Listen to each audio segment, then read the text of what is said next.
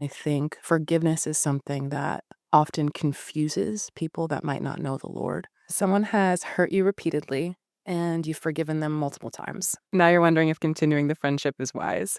Is this doubt from the flesh, the enemy, or the spirit?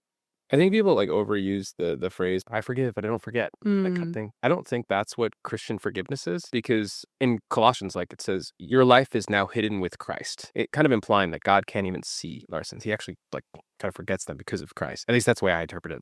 That might be completely off. But your life being hidden with Christ tells me like, oh, I'm just like I'm hidden with him, you know? Amen. So if we're gonna be called to forgive like Christ, I think we actually are called to this like full bodied, pure forgiveness Yeah, that is almost forgiving and forgetting. So that phrase always gets tossed around. It's like, well, I forgive, but I don't forget. It kind of tells me I don't think you forgave in the first place. You're kind of still keeping score in your head. for sure. If we're honest about that, about what forgiveness is, I also think full forgiveness also does not mean fully opening yourself up. If someone is continuing with a pattern of destructive behavior, Hmm. that's unwise for you to continue to open yourself or your family or Yeah. your community up to whatever behavior caused that in the first place. And in many cases, like the most loving action is to put up a boundary. Hey, I love you. I forgive you. I don't hold you accountable or keep score for this at all. But the way you're behaving is very clearly not compatible. I just always go back to how Christ is the reason why we can forgive. He continues to forgive us. The sacrifice of his blood is ongoing. And I think of how we are called to be Christ like.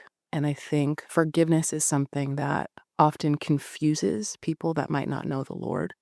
There will be grave offenses, there will be little offenses, there will be hundreds of offenses, Mhm. there'll be just one.